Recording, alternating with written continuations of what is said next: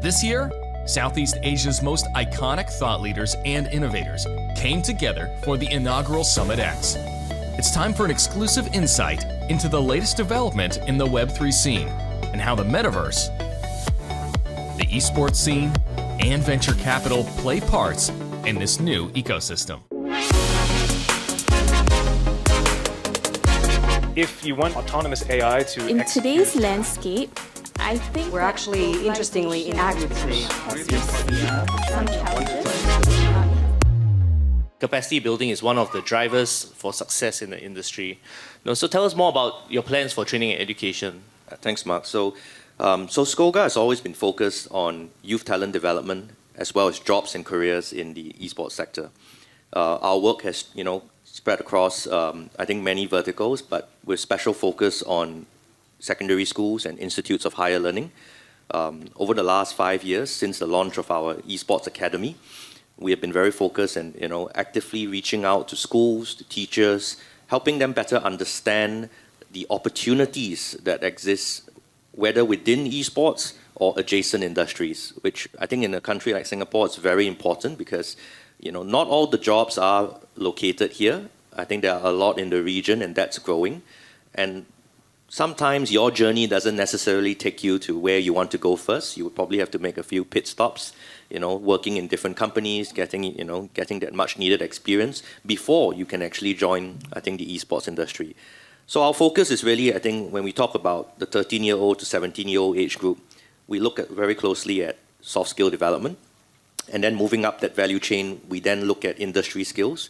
So we talk to a lot of industry partners, develop our content. And I think we're very proud to say that we do have some of this content that's actually available in school. And if you actually, go online, you do a quick search.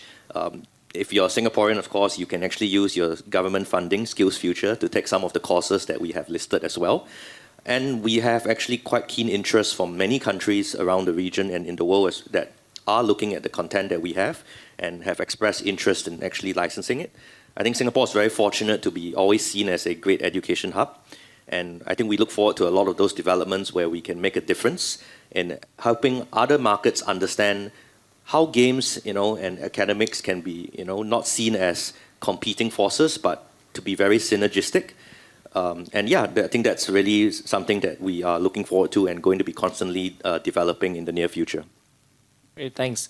So, this is a growing industry. Where do you think the jobs are, for the 13 to 17-year-olds? I think for 13 to 17-year-olds, what's important, and I think this is also a national agenda in Singapore, right? Getting that much needed experience, whether through structured and high quality internships, mentorships as well. I think this is something that's been mentioned multiple times.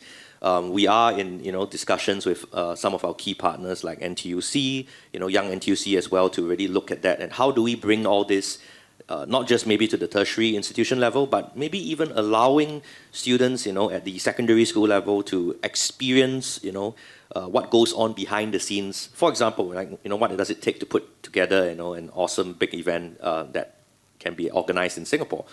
So that's really just one of the areas, right? But if we're talking about, I think, the opportunities in general, what I am seeing personally is that there's active interest. I think we're also seeing a lot of other academies, starting up all over the world. Everyone's also approaching esports and education in a very, interesting way. We are always learning. I think SCOGA doesn't have all the answers, and we are always looking at what our peers in the world are doing.